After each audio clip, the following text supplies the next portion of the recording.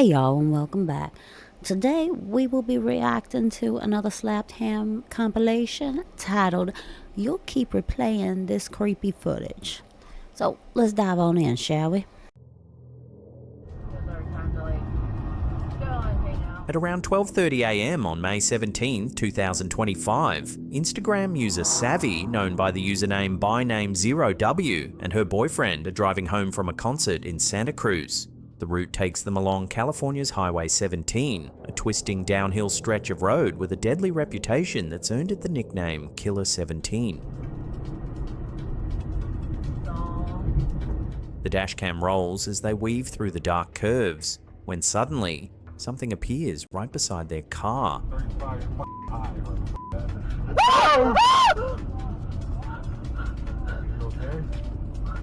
Someone was in the middle of the road. A figure, close enough to almost brush the side of the vehicle, is caught in the headlights for just a moment before they speed past.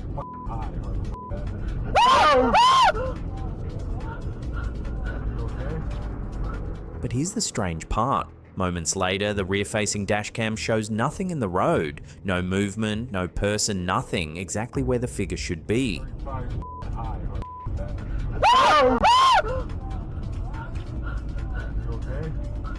Someone was in the middle of the road.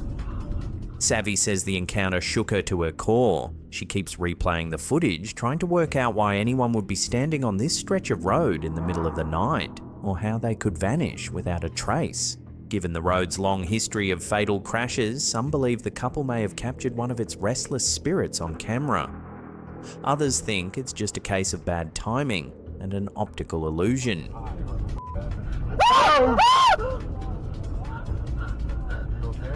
Whatever it was, it's another eerie mystery added to the legend of Killer 17.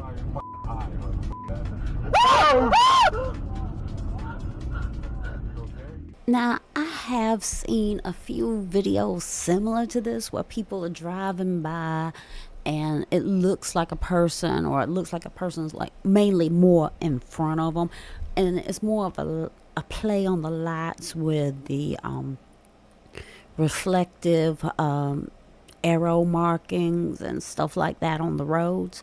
Now this one, I could clearly see that it was a male wearing a black t-shirt and khaki shorts.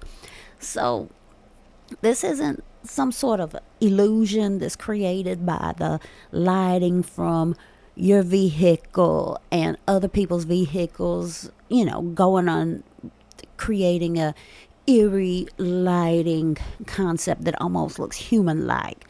Because especially with the ones that are the arrows that go straight ahead, telling you got this lane right here is only going straight. Now that right there, with the illusion of that and plus fog and everything, it does eerily look like a human, because I've seen several of them like that, and I've actually had something like that similar happen to myself.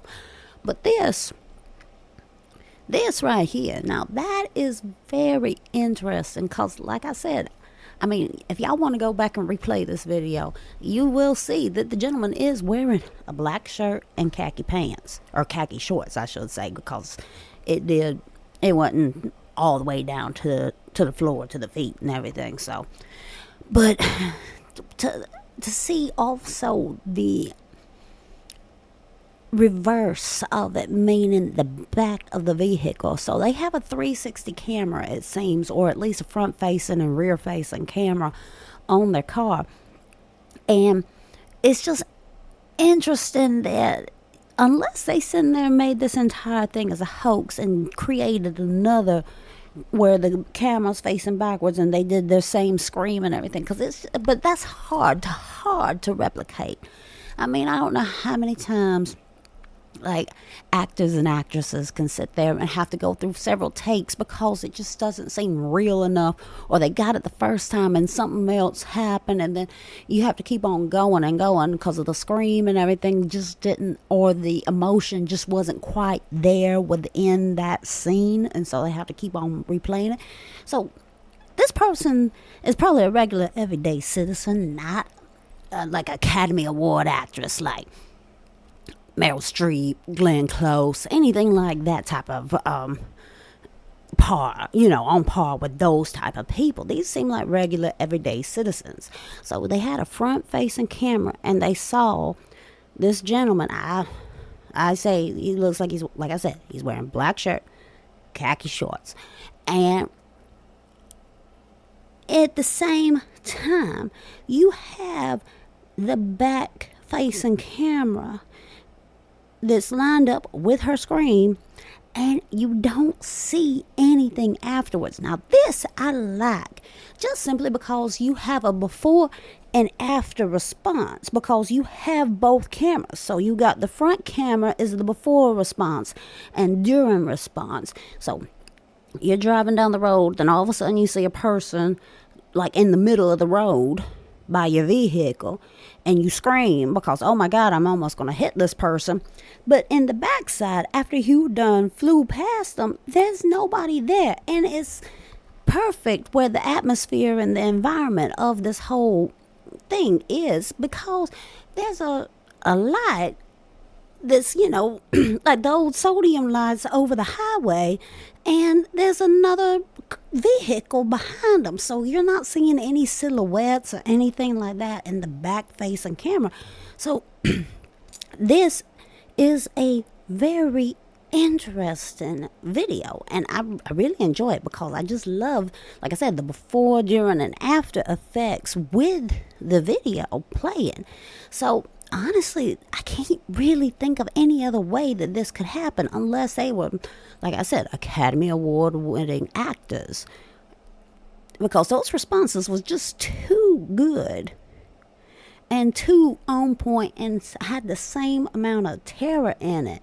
So I'm almost feeling like this one right here is one of the very few that we've been able to find and react towards this actually a potential candidate for being in the actual kind of real paranormal encounter situation.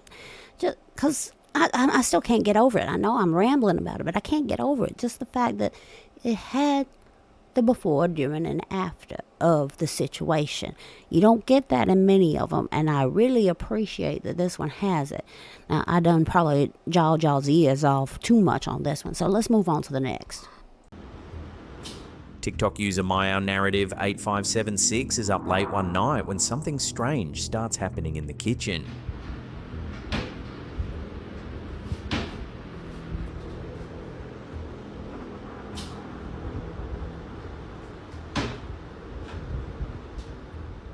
The drawer and cupboard door begin to open and close, seemingly all on their own.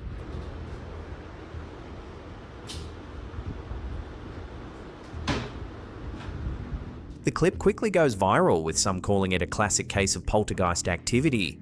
Others are convinced there's a simple explanation, maybe a child hiding inside and pushing the doors.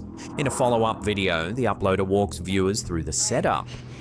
So, I'm gonna show you the cabinet in the drawer and where the fan was.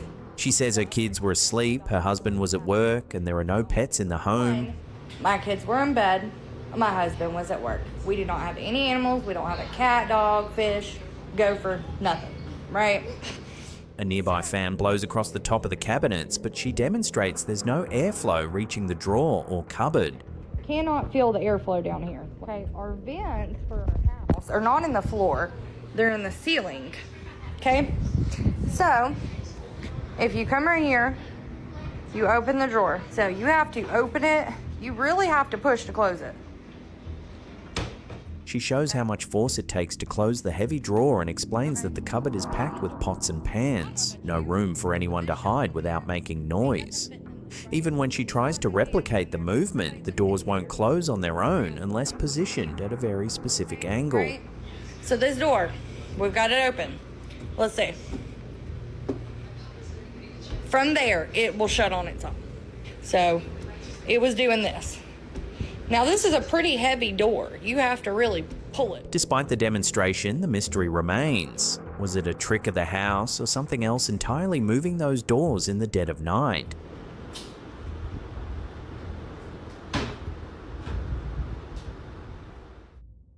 Now, this is an interesting one, just simply because I I have had situations of the drawers opening on its own. I mean, in my Ohio State Reformatory Tour video, I did discuss about a situation I had at the hotel I was staying at when I went to the Incarceration Festival. But it's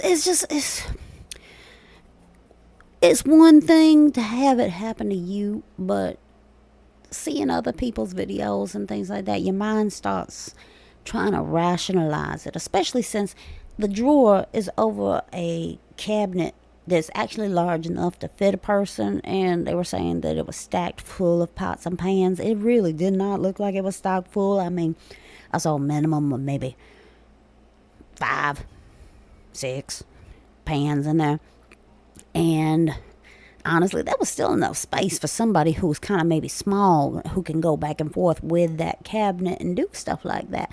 So, I can't rule out a hoax with that now, because honestly, there is enough space. You could squeeze in there, because it looked large enough to be able to squeeze. But I really can't, judge too harshly on it, because I have had that situation happen to me. But it only opened once. So, I can't really say too much other than just saying that there's always a possibility of something like that happening. Now, if y'all were telling me that this was a dresser drawer in a hotel room and somebody had set up a camera just to be on the safe side, and you see a drawer slowly roll out or something like that, then maybe we could talk a little bit more about it, because ain't nobody gonna be hiding in one of the drawers of a Chester drawer, So we'll move on to the next one. I'm going to leave this up to y'all.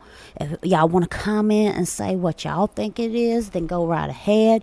But like I say, I really can't comment too much on this, because I have had this situation happen.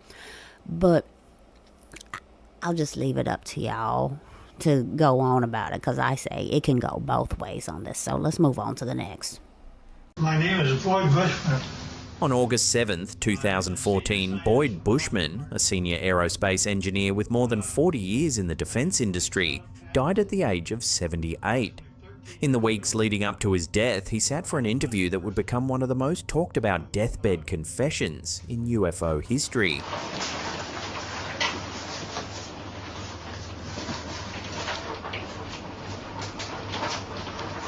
In case I missed anything. Bushman's credentials are verifiable. He worked for Hughes Aircraft, General Dynamics, Texas Instruments, and Lockheed Martin in Fort Worth, Texas. Over his career, he held 26 patents, some still classified, covering missile systems, laser-guided bombs, imaging technologies, and advanced magnetic devices. He claimed to have maintained a top-secret clearance. In an interview uploaded to YouTube in October 2014, Bushman calmly outlined a series of extraordinary claims about UFOs, extraterrestrials, and covert projects at Area 51's S4 complex. They had one or two of them around that were 230 years old.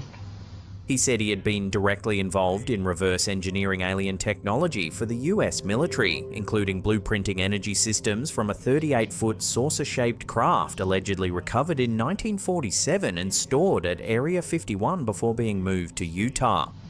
Of how to go to Area 51 and store their craft. Bushman also described anti-gravity systems demonstrating materials he said came from extraterrestrial sources. According to him, the craft's construction included germanium, palladium, and a third unidentified anti-gravity element. In one segment, he displayed close-up UFO photos taken with his own camera. Here's another picture. In this case, the UFO is not turned on, ready to fly. Therefore, it only shows on the upper part of it. And generally, it's white on the underside when power is applied. Claiming the objects contained 3 elements, Sally Ride, germanium, and an unnamed third, and used anti-gravity to land vertically through concealed mountain shafts at Area 51. The UFO is contained. One is telluride, the other is germanium, the other is palladium. I did not say a metal once. And not only that, but the things pick up and fly using anti-gravity. And not only that, they can go to a vertical hole in a mountain over 51 and go down a shaft. They don't have wheels. They don't have anything like that. He alleged that these materials could alter weight when placed under a quartz crystal on a scale, and that a single piece produced a steady 249 volts on a voltmeter. One sample, he claimed, powered heavy lab equipment for 6 months. The team took a piece of UFO and connected it up like this and was able to have a complete laboratory operate for 6 months with heavy equipment. Bushman's alien descriptions were equally specific. He said at least 18 beings lived and worked at Area 51, standing between 4.5 and 5 feet tall, with frog-like joined thumbs, 5 webbed toes, 3 backbones with cartilage, and a central crease in the skull. They communicated telepathically, making you hear their responses in your own voice.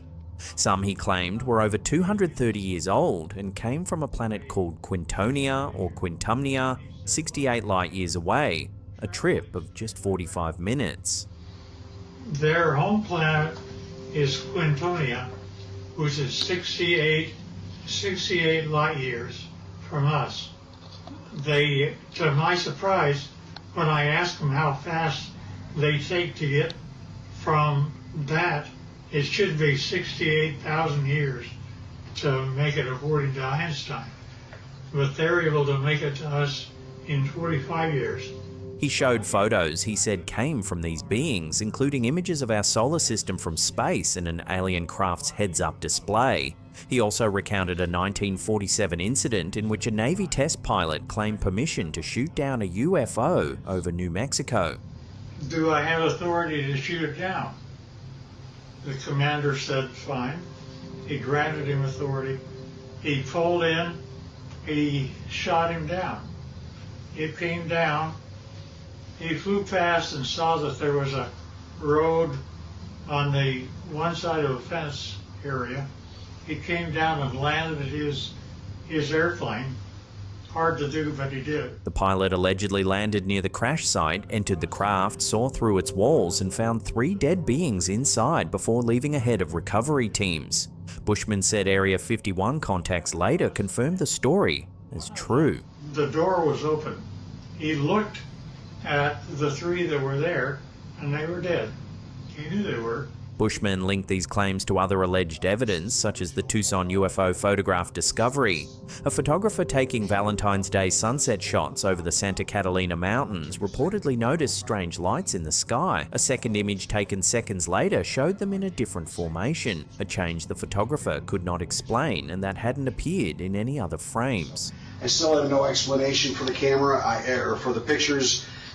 These images, these lights have not shown up in any other photos that I've taken. Bushman also made darker allegations that 39 Americans had died during alien craft testing, including 19 in a single event when a defense system activated. He said he had passed a polygraph in December 2007 affirming that he had worked at Area 51, interacted with alien life, and personally photographed them. He accused security personnel of spending over $100,000 to discredit him, paying off media figures and threatening him with death for speaking out. Skepticism followed immediately.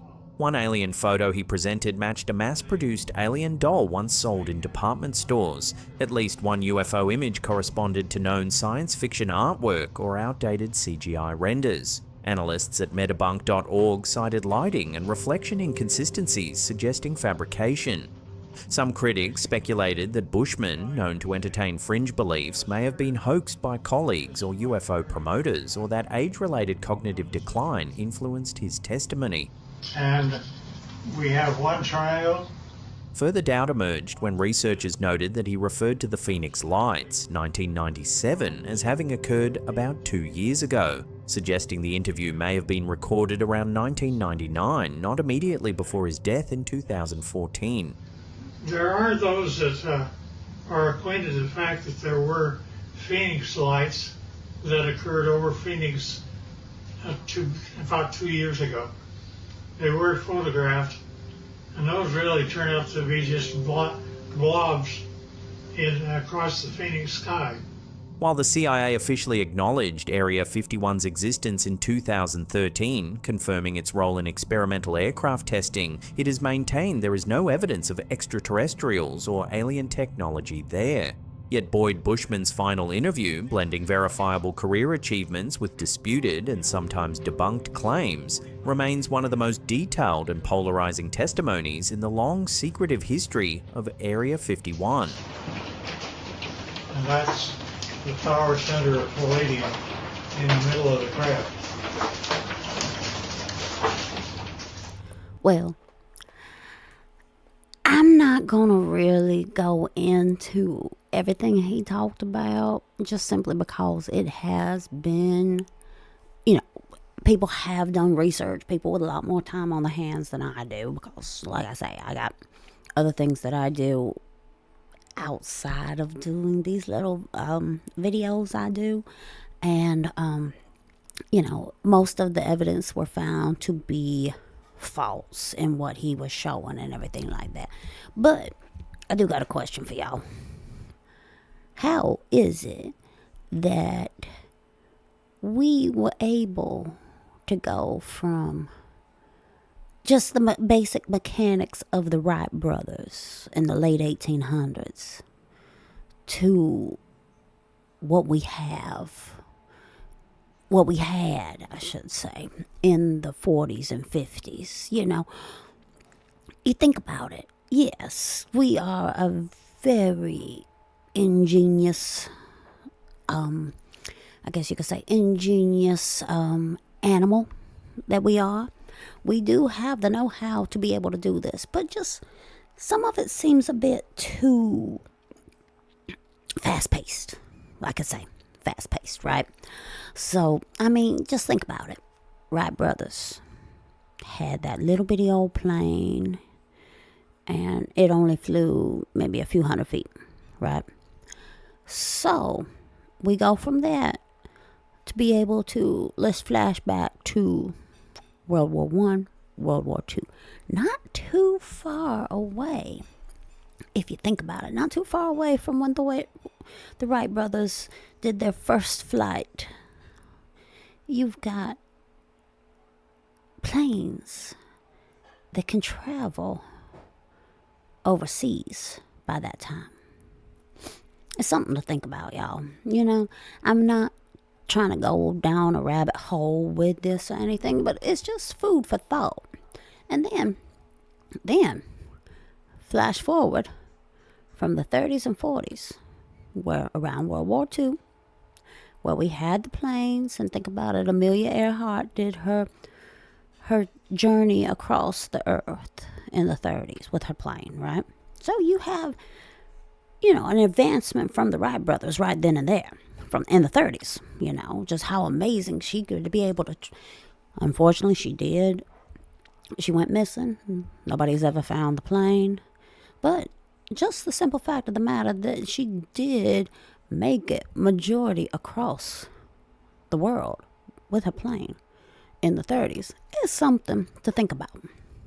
Then, now, we flash forward 20 years later to the 50s and 60s. We're gonna just jump not too far ahead. And then we're doing a space race during the Cold War.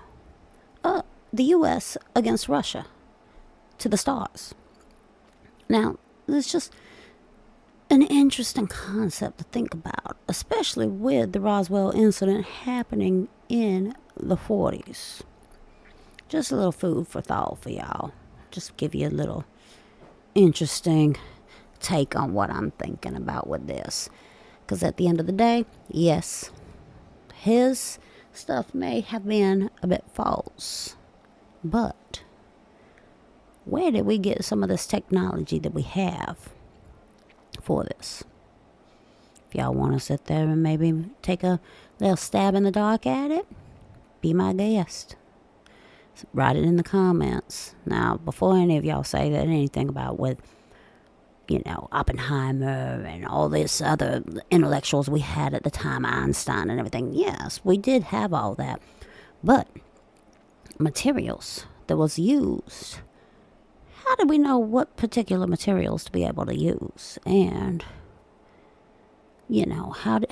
just, it's a question to ask. How did we know what type of materials to use to enter space? Food for thought. Let's go on to the next. I'm so scared. During a live Twitch stream, content creator FanFan gives her viewers a scare when an ordinary restroom break takes a bizarre turn. While chatting with her audience from inside a public bathroom, FanFan notices something strange happening in the next stall. Curious, she peeks over the divider and freezes. It's a fake person! It's a wax person! It's a wax person with pee noises playing! Sitting on the toilet in the stall beside her isn't a person at all, but a wax mannequin. Wax lady! FanFan screams, shouting to her viewers that it's a fake person clearly unnerved by the strange discovery. It's a fake person! It's a wax person! It's a wax person with pee noises playing! No one knows who placed the mannequin there or why, but the unsettling moment instantly cranked her live stream from casual chat to creepy viral clip. And this whole time, I was like, what the f? It's a wax lady! Wax lady! Oh boy, I really don't know what I would do if I had this type of situation that she's going through right now. Just, I think I would be a little unnerved by it, but I think I may have an idea of the reason why they would have a wax person in there that's going to the restroom. So possibly the place that she's at right now is probably more like a business or something like that. And maybe to keep people from loitering too much in the bathroom, because let's be honest, any of y'all, most of y'all, I would say, works 9 to 5 or whatever your schedule may be. And have y'all ever had that coworker that goes to the bathroom and just sits there and talks and talks and talks and talks? No productivity whatsoever. But they'll be on the phone nonstop in the bathroom. That's the place where you're going to find them, is in the bathroom. And see, me, honestly, I take the restroom as a place where you go and do your business, wash your hands, and get out. Some people don't do that. Some people use it as a way to get out of working for a little bit and have a conversation with people. I feel like maybe this wax lady is to deter that type of situation, because let's be honest, really, would you want to be on the phone and you hear somebody going to the bathroom echoing? I mean, come on, let's be honest. Say I'm on the phone with you and all you can hear is somebody going to the bathroom constantly in there. I kind of feel a little weird. Be like, are you in the bathroom or something? Are you okay? Do you have some sort of problem or something that I don't know about?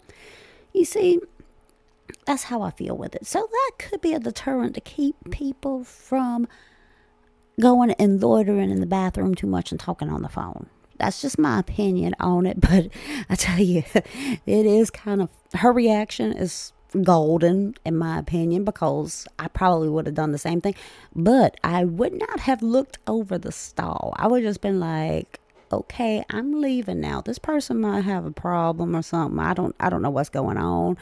Maybe, I don't know, maybe they poured a water bottle down the toilet or something, and it's just going on for a very long time because they're pretending like they're going to the bathroom, but they're doing something else. You know what I mean? So she's braver than me than going over to the basically climbing over to the next stall nearby, trying to figure out what was going on. So yeah, she's, like I say, she's braver than me, but at the end of the day, I think this is a deterrent to keep people out of the bathrooms and stay in there all the time. That they just go in, do the business, wash their hands, and leave. What y'all think? Let me know in the comments. Let's move on to the next one. When you currently. say interdimensional beings, that they know that these are interdimensional beings, how do they know that? A recent episode of the Joe Rogan Experience takes a wild turn when US Representative Anna Paulina makes a jaw-dropping claim about extraterrestrial, or perhaps even stranger, life. And what I can tell you without getting into classified conversations is that there have been incidences that I believe where very credible people have reported that there have been movement outside of time and space. Speaking to Rogan, Paulina says the US government has confirmed the existence of interdimensional beings, entities she claims can move in and out of our time and space and use energy technology far beyond human comprehension. Some of the tech that exists, that whatever these things have, these energy things have, Energy things? What do you mean? Well, they call them interdimensional beings. I think that they can actually operate through the time spaces that we currently have. She says credible witnesses have reported seeing events that suggest movement outside of time and space. While she hasn't personally witnessed a portal or craft in action, she insists she's seen photo documentation of aircraft she believes were not made by humans. Yeah, look, have I seen a portal open? No. Have I seen a spaceship? Personally, no. Have I seen evidence of this? Yes. Have I seen photo documentation of aircraft that I believe were not made by mankind? Yes. According to Paulina, some of these encounters are recorded in historical texts that predate the time of Jesus Christ. She believes portions of the Bible that might shed light on these events were removed, and that parts of the technology have since been reverse engineered by contractors working with the government. Is there historical significance to this? Yes. Is there multiple events that go back to, I would argue, maybe even before the time of Christ that have documented this in text? Yes. She warns this level of secrecy is dangerous. Paulina recounts being denied access alongside 2 other members of Congress to special access program information at Eglin Air Force Base despite her oversight role. I, with 2 other members of Congress, were denied access to information at Eglin Air Force Base pertaining to whistleblowers. If her claims are accurate, it suggests a hidden reality where non-human intelligences have been interacting with Earth for millennia, and where powerful technologies remain locked away far from public scrutiny. Some of the tech that exists, that whatever these things have, these energy things have, Energy things? What do you mean? Well, they call them interdimensional beings. I think that they can actually operate through the time spaces that we currently have. So, for me, this is a really, really interesting subject. Just simply because this could be the best way to almost scientifically describe paranormal encounters. So hear me out. See, we know our world is in 3 dimensions. Flat surface, 1 dimension, 2 dimension, have, slight depth, and then 3 dimension where you can see the whole multifaceted side of things, right? We all agree on this, correct? But in terms, as she was calling it, interdimensional beings, you can bring in what's known by physicists as the string theory. In this theory, basically, it describes that our world is not as we perceive it, that there's actually 11 dimensions within the universe. So here on planet Earth as well. So that, there's certain things that can go in and out of this whole time and space through these 11 dimensions, and we cannot perceive it just because we can only see in the first 3 dimensions, or it could be the last 3 dimensions or the middle 3.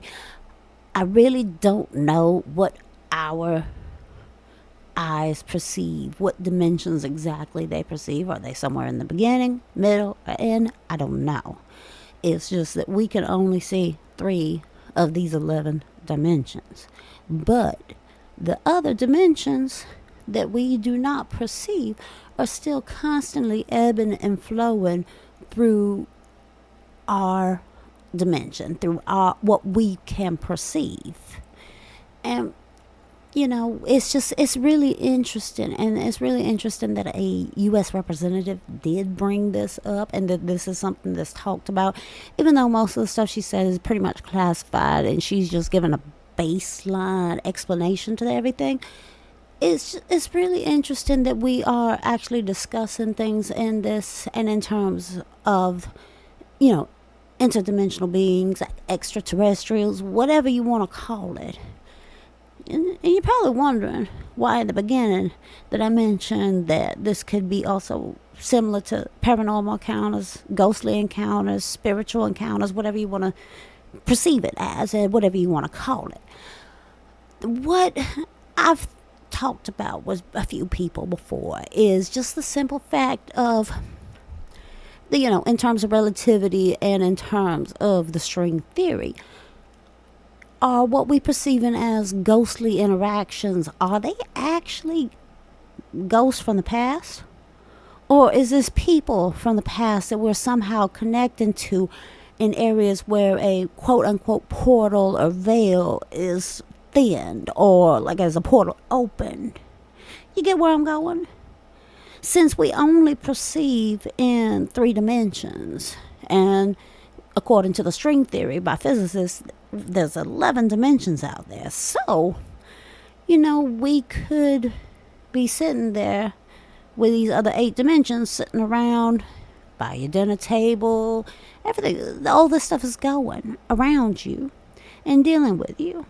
So, are we perceiving people who had done passed on, or are we talking to and dealing with people that's in that other dimension?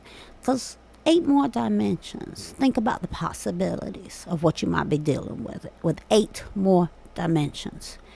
And these 8 dimensions, we don't see unless it's in certain areas and in certain instances, I should say. So that's something to think about with that.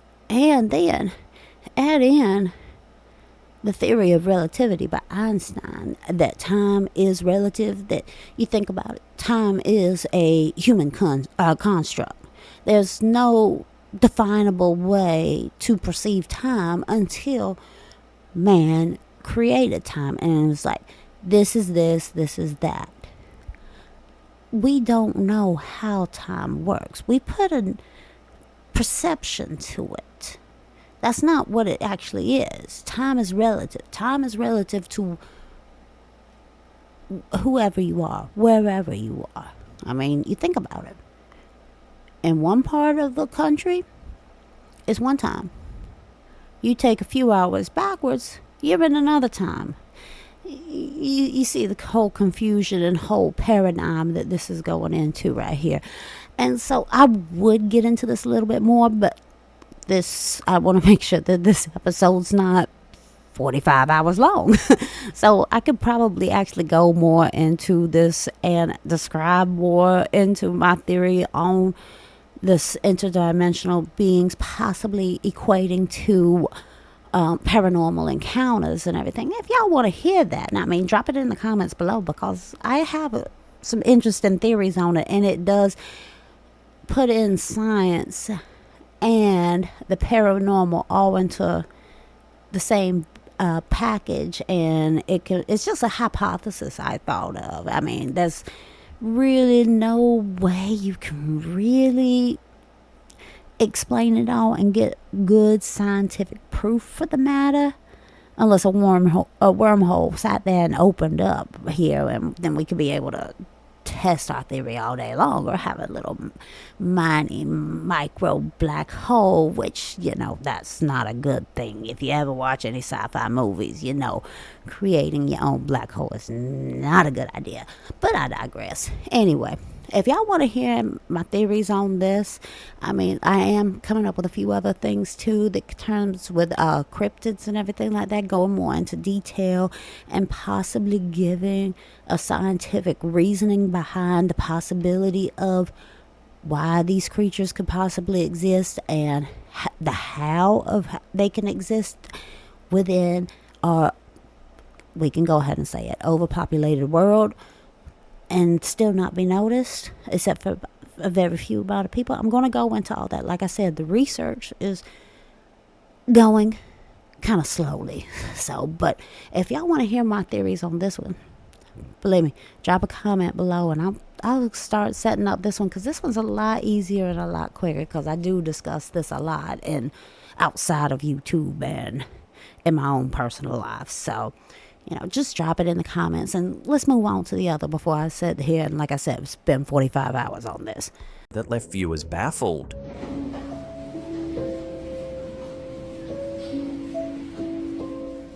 One commenter joked, "Economy is so bad, even ghosts have to work for a living." But some sharp-eyed viewers think they've cracked the mystery, pointing out what looks like a crank mechanism just behind the wok, possibly part of an automated cooking system that keeps the pan moving. Whether it's ghostly help in the kitchen or just clever machinery, it's still one odd clip that's cooking up plenty of chatter online.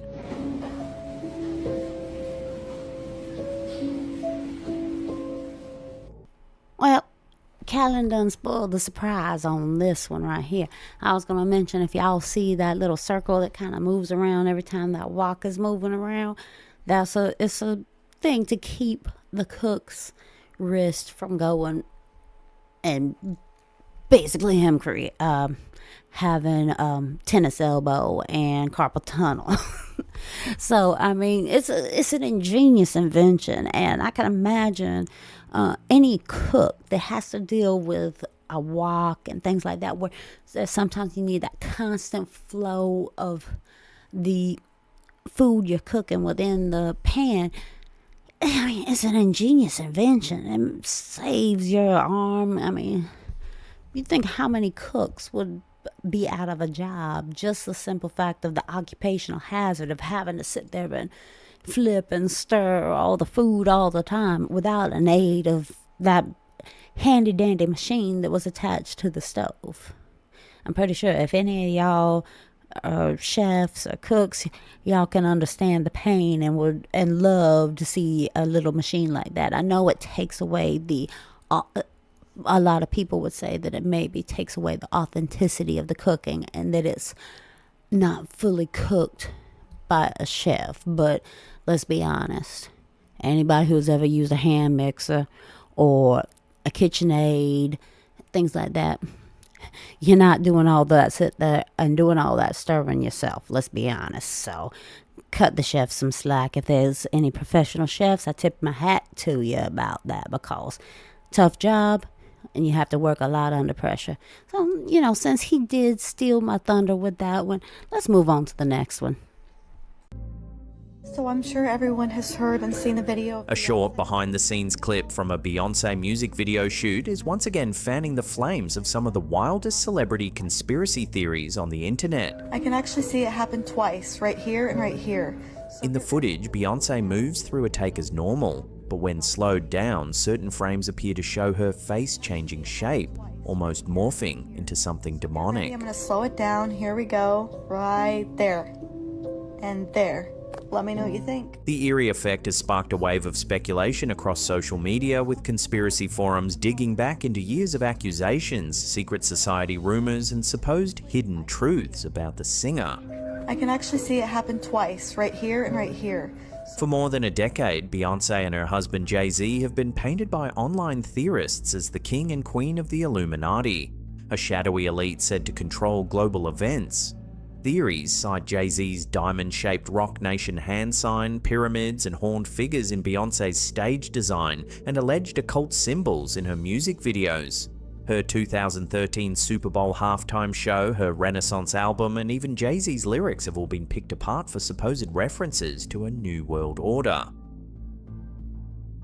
Others lean into darker claims. During her NFL Christmas Game Day halftime performance in 2024, critics claimed she wore a medallion resembling devil horns and made satanic hand gestures. Some insist her Renaissance tour was a full-blown ritual to summon demons and control her fans.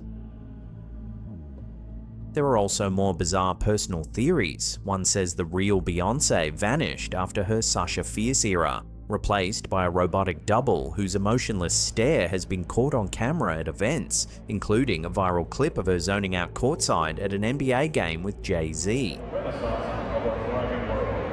In addition, Glenn was a key player in helping the Fox team's future HSS training center location in Sunset Park, Brooklyn. Glenn also gives back to the community as the founder of Brooklyn 1834, who provides a forum for the world's up-and-coming artists. Due to illness, Glenn could not be here tonight. In 2018, her former drummer even sought a restraining order accusing her of witchcraft, dark magic, and financial control. Family-related rumours are just as extreme, from claims she faked her first pregnancy with Blue Ivy and used a surrogate, to theories that Blue Ivy's name is an Illuminati acronym. Commenters claim that Blue Ivy's name is actually an Illuminati code. In this interpretation, Blue is said to stand for born living under evil, while Ivy is either Illuminati's very youngest or Illuminati's victorious youth. Conspiracy theorists argue that the name is a symbolic declaration of the child's place within a secret elite hierarchy, presented in plain sight as a kind of hidden message to those in the know. Others allege Beyoncé is actually the mother of her sister Solange, or even that she and her daughter are transgender. One theory insists she is secretly the mother of a member of Fifth Harmony, while another claims the infamous 2014 elevator fight between Solange and Jay-Z was staged to distract from darker truths. The video shows Solange, a vocal star and fashionista in her own right, punching, hitting, kicking and clawing at the famed rapper, before eventually being pulled off by a bodyguard. The accusations have grown darker still, supposed involvement in Aaliyah's death, controlling other artists out of fear, and even attending inappropriate parties with underage guests, all claims without hard evidence, yet recycled endlessly online. For celebrity conspiracy watchers, the new demonic clip is just more fuel for an already blazing fire. Whether it's evidence of camera distortion, intentional artistic choices, or something more sinister depends on who you ask. What's clear is that Beyoncé's tightly controlled public image, global influence, and history of headline-making performances have made her one of the internet's favorite canvases for shadowy speculation. I'm in the middle of her video, and honestly, I can see it. I can actually see it happen twice, right here and right here. And with this clip, this is the end of this episode, and I really don't like videos like this. I swear, if I have to see another conspiracy theory about another celebrity who's Illuminati or a reptile in disguise, I think I'm going to go crazy. Her movements, I'm just going to say this once, y'all. Beyonce's movements within that video, of course, a dance like that and the movements of her head and everything like that and the way her hair was going around and everything, because obviously there's a wind machine, plus her motions will cause her hair to move into her face. You slow down anybody doing that same movements, there's going to be some weird looks and some strange looks all around. I mean, have any of y'all ever sat there and paused your TV because you got to get up and go to the bathroom, or maybe the microwave went off, or timer went off, something happened where you pause the movie you're watching or the TV show you're watching, and the actors on the screen have the weirdest, most god-awful face ever imaginable. I mean, it happens. I've had the unfortunities of pausing on videos and just having the craziest look on the actor's face when I come back and realize, I'm like, oh, ew, why is it looking like that? So, you know, y'all seen it. I guarantee you. And if you haven't seen it, then I suggest you sit there and hit the pause button a couple of times when you're watching TV, just to see what I'm getting at. So, of course, anytime you pause or slow down a video where somebody's in emotion and talking or just doing any movement, Of course it's going to look weird. Of course it's going to look strange. That don't mean that they're a lizard person. I mean, I don't know how many times I'm going to hear that so-and-so's Illuminati, so-and-so's Illuminati. They're a lizard person. I mean, it's getting kind of ridiculous, don't y'all think? I mean, most people with common sense would realize, oh, they're moving fast. If I slow it down, it's going to look strange. Or if I pause it all together, it's going to look even weirder.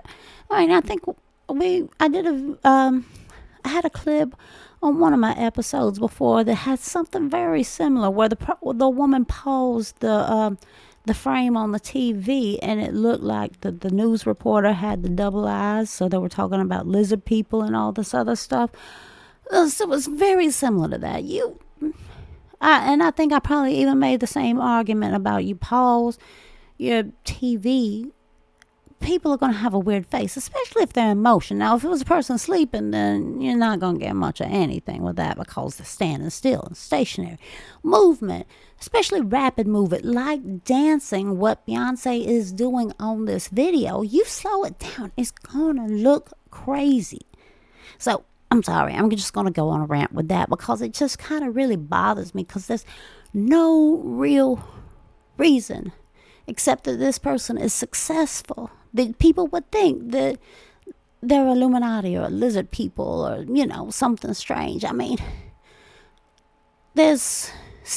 even though with the advent of the internet and everybody pretty much knows everybody's business within 2 seconds, it doesn't mean that there's still an air of mystique around celebrities. It's not as much of a mystique and an aura about celebrities like it was back in the 30s, 40s, 50s, and things like that.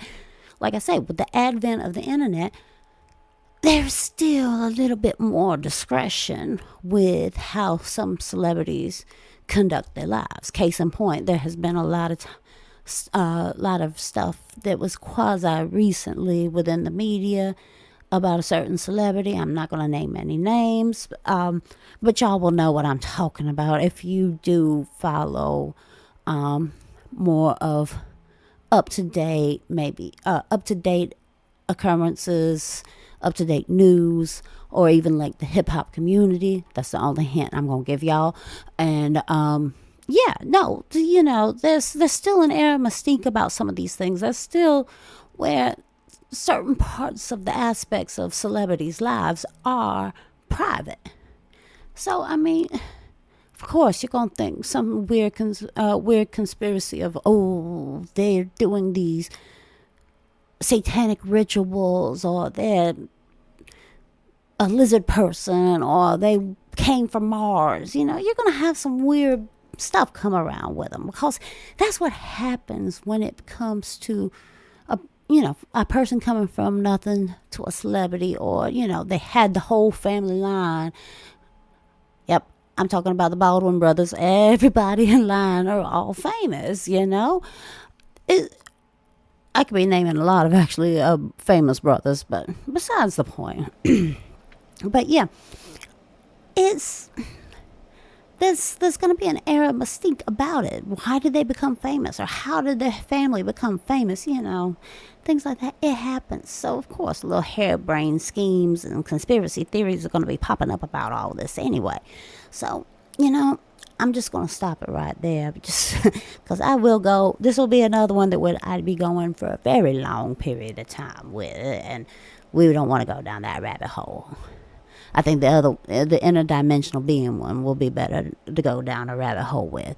I could probably separate that into several episodes for y'all. But anyway, I hope y'all enjoyed this episode. I am sorry about the rants, because there's a few things in this video that kind of, brought a little bit more attention and just like really stirred up some emotion within me. So, like I said, I hope y'all like it, and hope to see y'all for the next. Like and subscribe, y'all.